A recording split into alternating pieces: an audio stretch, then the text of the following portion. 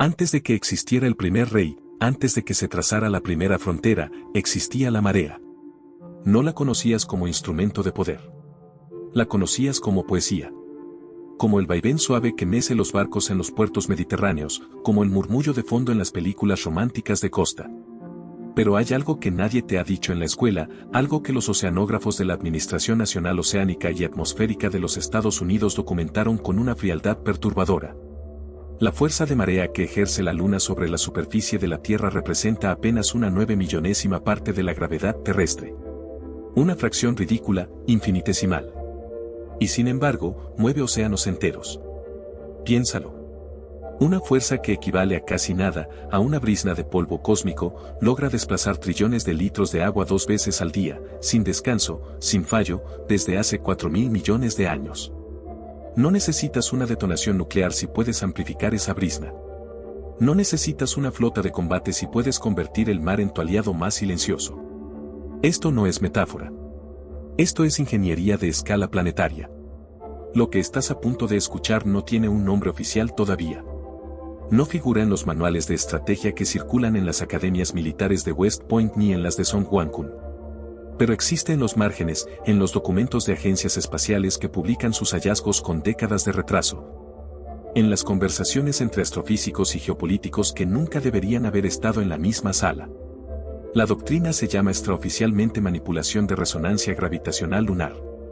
Y su premisa es tan sencilla como aterradora: si puedes modificar la posición orbital de la Luna, aunque sea en fracciones de arco, puedes redirigir la energía de marea hacia coordenadas específicas del planeta. Puedes elegir qué costa se inunda. Puedes elegir qué ciudad desaparece bajo el agua sin que ningún satélite detecte un proyectil, sin que ningún radar registre una amenaza. El crimen perfecto planetario. Para entender cómo llegamos aquí, tienes que retroceder al año 1728, cuando el astrónomo británico James Bradley reportó por primera vez una anomalía en la órbita lunar, un bamboleo periódico. Una oscilación que tarde o temprano afectaría los niveles de marea en toda la Tierra. 3 siglos después, la NASA confirmó que ese bamboleo, que completa un ciclo cada 18.6 años, combinado con el aumento del nivel del mar, generará una oleada de inundaciones costeras devastadoras en la década de 2030. 3 siglos de saber. Y nadie preguntó quién podría usarlo. Tú acabas de preguntar. Eso ya te hace peligroso. Existe una diferencia crucial entre la gravedad y la fuerza de marea que los libros de texto rara vez explican con honestidad. La gravedad te aplasta hacia el centro de la Tierra. La fuerza de marea, en cambio, te estira. Te jala simultáneamente desde 2 extremos opuestos, como si algo invisible quisiera rasgarte en dirección a la Luna y en dirección contraria a ella al mismo tiempo. Los físicos la llaman fuerza diferencial de gradiente gravitacional, y su principio fundamental nos dice que su magnitud no depende de qué tan fuerte es la gravedad, sino de qué tan rápido cambia esa gravedad a lo largo de una distancia dada. Aquí está el secreto que los estrategas tardaron décadas en descifrar: la Luna, a pesar de ser 27 millones de veces menos masiva que el Sol, genera mareas 2 veces más poderosas que nuestra estrella.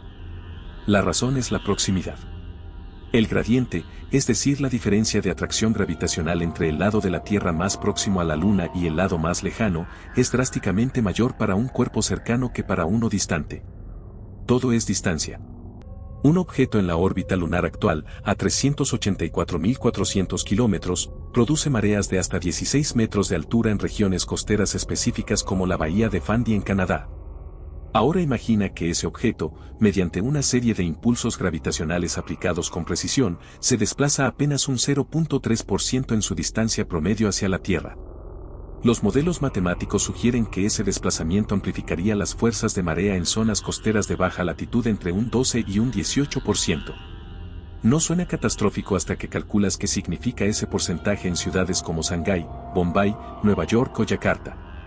No suena catastrófico hasta que recuerdas que esas ciudades albergan el 60% del Producto Interno Bruto global y a más de 800 millones de personas. Una oscilación de menos de 1.200 kilómetros en la órbita lunar. 800 millones de vidas en la cuerda floja. El ejecutor silencioso no necesita velocidad. No necesita fuego. Solo necesita paciencia gravitacional. Porque la marea no llega en un instante como una detonación. Llega como una sentencia lenta, como el agua que sube centímetro a centímetro en una celda sin ventanas hasta que ya no hay donde respirar. Y en ese ascenso imperceptible reside su horror más profundo, que cuando la gente nota el peligro, ya lleva meses dentro de él.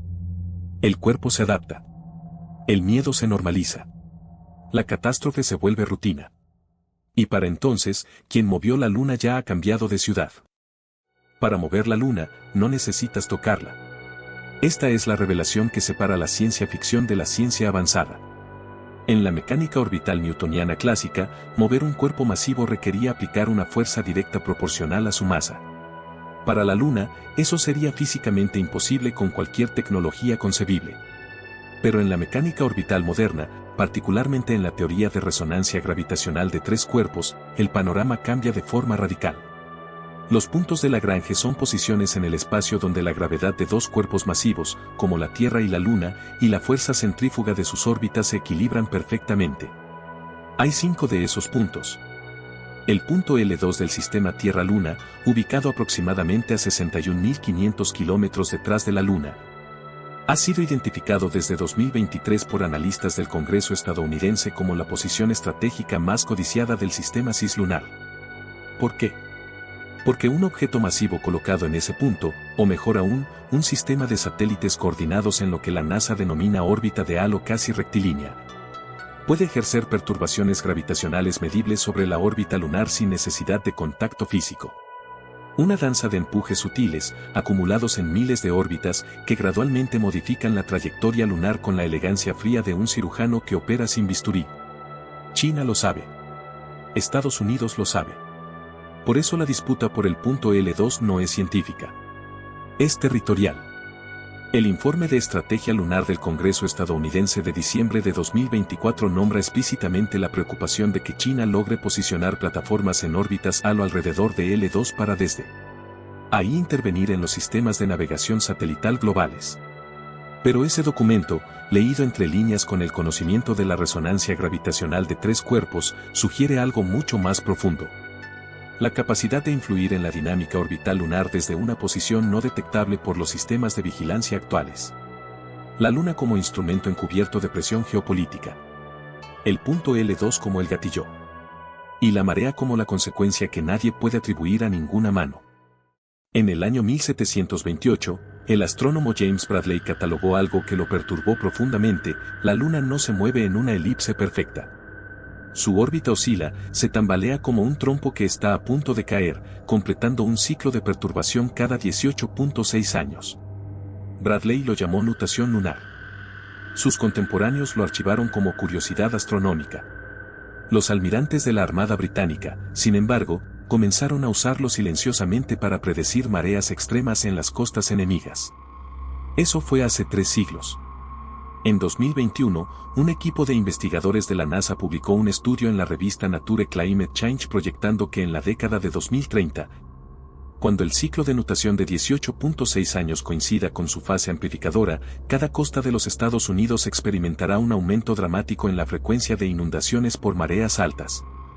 La combinación del bamboleo orbital natural y el aumento del nivel del mar por el cambio climático creará lo que el Laboratorio de Propulsión a Chorro de la NASA denomina inundaciones en racimo, donde docenas de eventos de desbordamiento ocurren en un mismo mes. La contradicción siniestra es insoportable. Mientras los gobiernos debaten si el cambio climático es real o exagerado, la Luna ya tiene programada una fecha de ejecución para las ciudades costeras más vulnerables. No hay debate posible sobre una fuerza gravitacional. No hay interés corporativo que soborne a la física. Pero hay algo más. Si la nutación natural, no inducida por ninguna mano humana, ya puede provocar inundaciones masivas en racimo en los años 2030, entonces la pregunta que nadie formula en los foros oficiales es inevitable. ¿Qué sucedería si alguien con acceso a las posiciones de Lagrange decidiera amplificar artificialmente esa nutación?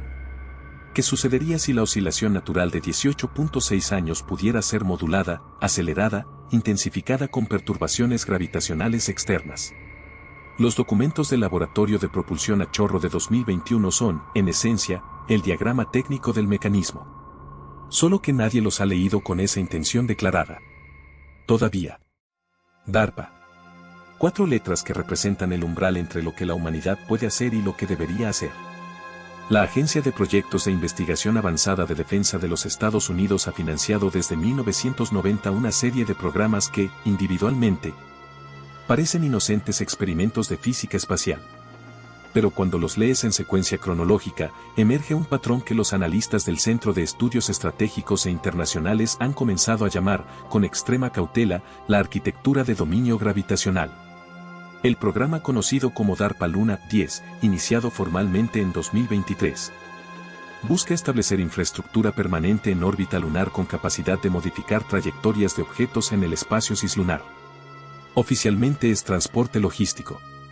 Pero cualquier objeto lo suficientemente masivo posicionado en las coordenadas correctas del espacio cislunar puede actuar como un perturbador orbital de baja intensidad y alta persistencia.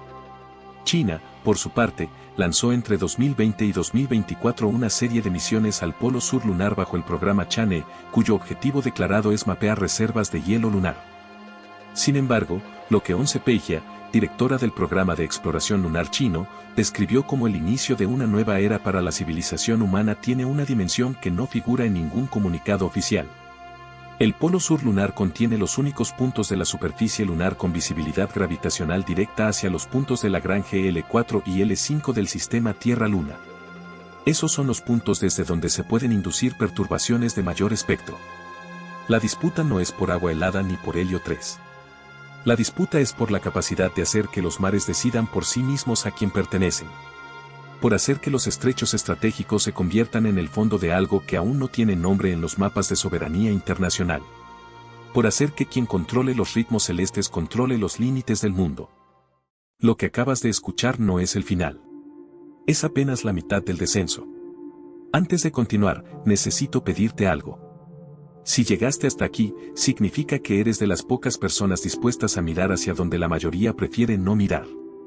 Eso es exactamente el tipo de mente que construye esta comunidad. Si este contenido te hizo cuestionar algo que dabas por sentado, dale like a este video ahora mismo. No porque lo necesitemos nosotros, sino porque ese gesto le dice al algoritmo que este tipo de conocimiento merece llegar a más personas que todavía no saben que deberían estar prestando atención.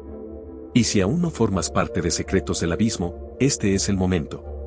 Suscríbete y activa la campanita de notificaciones. Porque lo que viene en la segunda mitad de este video es precisamente el tipo de información que no encontrarás en ningún otro canal. La geografía de la sentencia te está esperando. No todas las costas son iguales ante la marea. Existen lo que los oceanógrafos llaman nodos de amplificación de marea, zonas geográficas donde la morfología del fondo marino, la geometría de las bahías y la frecuencia natural de resonancia del agua crean un efecto de embudo que puede multiplicar la energía mareal por factores de entre 5 y 20 veces. La bahía de Fundy en Canadá, donde las mareas alcanzan 16 metros, es el ejemplo más citado. Pero hay otros menos estudiados y estratégicamente más interesantes. El Mar Amarillo entre China y Corea del Sur tiene una profundidad promedio de solo 44 metros y una geometría semicerrada que lo convierte en un resonador mareal natural. Una amplificación del 15% en las fuerzas de marea en ese mar no inundaría simplemente costas. Destruiría el delta del río Amarillo, hogar de 400 millones de personas y motor agrícola de toda Asia Oriental. El Golfo Pérsico, con su estrechez en el estrecho de Hormuz y sus 35 metros de profundidad promedio, respondería ante cualquier perturbación de marea con la eficiencia de una copa de cristal ante la nota exacta. Las instalaciones petroleras de Arabia Saudita, Kuwait, Irak e Irán, que representan el 30% de las reservas mundiales, están construidas en zonas costeras de baja elevación, diseñadas para mareas históricas, no para mareas diseñadas. Y luego está Bangladesh. 170 millones de personas. Altitud promedio de 1 metro sobre el nivel del mar. Un país construido sobre el delta del Ganges, que funciona como un embudo natural para cualquier energía que llegue desde el Golfo de Bengala. La nutación natural de la Luna ya amenaza con hacer desaparecer el 17% de su territorio para 2050. Una nutación artificialmente acelerada comprimiría ese calendario a algo que no tiene nombre en el léxico de la ayuda humanitaria. Geografía como destino. Morfología costera como sentencia. Y alguien, en algún centro de análisis con acceso a modelos de simulación orbital, ya sabe exactamente cuánto tiempo falta. Existe un principio en la estrategia contemporánea que los teóricos chinos llaman Sanxian San, el conflicto irrestricto, el conflicto más allá de los límites convencionales. Publicada en 1999 por los coroneles del Ejército Popular de Liberación Yao Liang y Wang Xianshui. Esta doctrina argumenta que el futuro de los conflictos internacionales no es el enfrentamiento directo sino la manipulación de sistemas que el adversario no puede atribuir a ningún actor específico. Una inundación natural no viola el artículo 2 de la Carta de las Naciones Unidas. Una marea que destruye infraestructura crítica no es un acto de agresión si ningún tribunal puede probar que fue inducida. El agua es el vector perfecto de la doctrina de conflicto irrestricto porque es el único mecanismo de presión geopolítica que no deja huellas. Un proyectil tiene un punto de origen. Un ciberataque tiene una firma digital. Una ola de marea tiene solamente física detrás de ella, y la física no tiene pasaporte ni banderas. Los tratados internacionales prohíben explícitamente la modificación ambiental con fines de confrontación desde la Convención sobre la Prohibición de Técnicas de Modificación Ambiental de 1977, ratificada por 78 naciones. Pero ese acuerdo fue diseñado para prohibir la siembra de nubes, la inducción artificial de fenómenos sísmicos y la modificación del clima superficial. Nadie en 1977 tenía los modelos de mecánica orbital necesarios para conceptualizar la manipulación de resonancias gravitacionales lunares. La ley tiene un vacío del tamaño de la Luna misma. Y en el derecho internacional, como en la física gravitacional, lo que no está explícitamente regulado simplemente cae hacia abajo. Sin resistencia. Sin fricción. Sin consecuencias. La historia de la ciencia está sembrada de personas que miraron demasiado lejos y pagaron el precio de esa claridad. En 1987, el físico soviético Alexei Dmitriev publicó una serie de monografías sobre resonancia electromagnética planetaria que sugerían la posibilidad de inducir modificaciones en los patrones de circulación oceánica mediante perturbaciones de campo gravitacional externo. Dmitriev trabajaba en el Instituto de Geología y Mineralogía de Novosibirsk, Siberia, en lo que sus colegas describían como investigación teórica pura. Sus archivos fueron clasificados en 1991, semanas antes del colapso de la Unión Soviética. No hay registro público de qué sucedió con esa investigación después de esa fecha. En 2019, una investigadora del Instituto Tecnológico de Massachusetts presentó en la Conferencia Internacional de Astrodinámica celebrada en Austin, Texas, un modelo computacional que demostraba la viabilidad teórica de modificar la nutación lunar en ciclos de 0.3 a 0.7 grados de arco mediante el posicionamiento coordinado de tres objetos de masa suficiente en la órbita de halo casi rectilínea. Su presentación fue interrumpida antes de concluir por representantes de una agencia sin identificación visible. El documento fue retirado del repositorio de la Federación Internacional de Astronáutica 48 horas después. No existe en ninguna base de datos académica pública. Solo existe en la memoria de quienes estaban en la sala ese día y en los registros de quienes documentaron las diapositivas antes de que los presentes fueran invitados a guardar sus dispositivos. El conocimiento que amenaza el monopolio del poder no se destruye. Se clasifica. Se sella. Se entierra bajo capas de negación plausible hasta que el mundo ya no recuerde que alguna vez estuvo a la vista de todos. Y ese entierro es, en sí mismo, la confirmación más elocuente de que algo real fue encontrado. Hay un concepto en la dinámica de sistemas complejos que los matemáticos llaman punto de bifurcación, el instante en que un sistema, empujado más allá de un umbral crítico, deja de seguir las reglas conocidas y colapsa en un nuevo estado que no puede revertirse. La Luna y los océanos de la Tierra son un sistema acoplado que ha operado en equilibrio dinámico durante 4.500 millones de años. La fuerza de marea lunar disipa energía rotacional de la Tierra a una tasa de 3.75 teravats continuos, ralentizando nuestra rotación en 2 milisegundos por siglo y alejando gradualmente la Luna de nosotros a razón de 3.8 centímetros por año. Es un diálogo gravitacional lento, paciente, casi amoroso en su lentitud. Pero los sistemas complejos no colapsan lentamente. Colapsan de golpe, una vez cruzado el umbral. Si la nutación lunar fuera artificialmente acelerada, si el bamboleo natural de 18.6 años fuera comprimido en un ciclo de 4 o 5 años mediante perturbaciones externas sostenidas.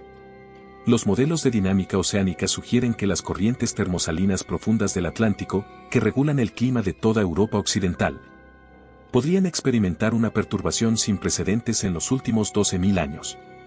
No estamos hablando solo de inundaciones costeras. Estamos hablando del colapso de la corriente del Golfo.